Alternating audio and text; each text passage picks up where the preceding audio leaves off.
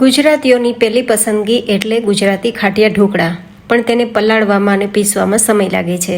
તો આ જ ડિમ્પલ્સ ડિશીસમાં જે ખાટિયા ઢોકળા તમારી સાથે શેર થશે ને, તે ફટાફટ તૈયાર થશે, ન પલાળવાની કે પીસવાની ઝંઝટ. અને તમને હું બતાવી રહી છું ને, તેટલા જાળીદાર, સ્પંજી અને એકદમ સુપર સોફ્ટ. એટલા સુપર સોફ્ટ કે બિલકુલ ચાવવાની જરૂર ના પડે અને ગળે ડૂચો પણ ના થાય. તો ચલો રેસીપી શરૂ કરીએ. તો જેમના માટે અહીંયા મેં 4 કપ જેટલો ચણાનો લોટ, જે કરકરો ચણાનો લોટ હોય ને તે લીધો છે. અહીંયા આપણે ભજીયા ગાંઠિયા બનાવીએ ને તે લોટ નહીં, પણ મોહનથાળ બનાવીએ ને તે લોટ લેવાનો. હવે તેમાં સ્વાદ પ્રમાણે નમક, હળદર ને હિંગ ઉમેરી દઈશું અને આપણા બેટરને તૈયાર કરવા માટે 4 કપ જેટલું ખાટું દહીં ઉમેરીશું.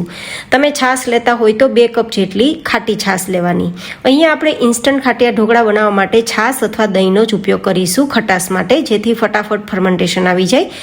અને ખાસ વાત તો એ છે કે આમાં મેં ચોખાનો ઉપયોગ નથી કર્યો. તમારે ચોખાનો લોટ મિક્સ કરવો હોય તો 3 કપ જેટલો ચણાનો લોટ અને 1 કપ ચોખાનો લોટ મિક્સ કરીને લઈ શકો છો. હવે ઢોકળાનું બેટર તૈયાર થઈ જાય પછી તેને 15 મિનિટ રાખી દેવાનું છે સાઈડમાં. 15 મિનિટ પછી આપણે તેમાં 1 ચમચી જેટલી આદુ અને મરચાંની પેસ્ટ ઉમેરી દઈશું.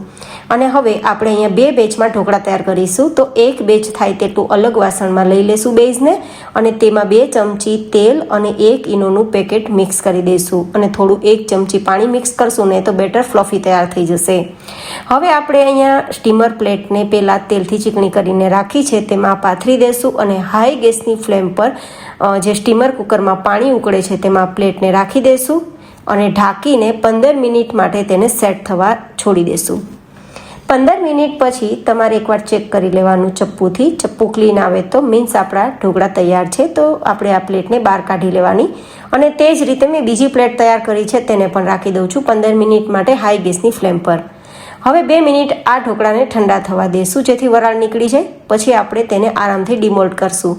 તમે જુઓ સાઈડની કિનારી છૂટી પડી ગઈ છે, મતલબ ઢોકળા એકદમ સેટ થઈ ગયા છે. તો પહેલાં તો કિનારીની સાઈડને છૂટી કરી અને એક પ્લેટમાં લઈ લેશું. આ પ્લેટને ઊંધી કરશું ને તો આરામથી આવી જશે. તમે જુઓ એકદમ જાળીદાર, સ્પંજી આપણા ખાટિયા ઢોકળા તૈયાર થયા.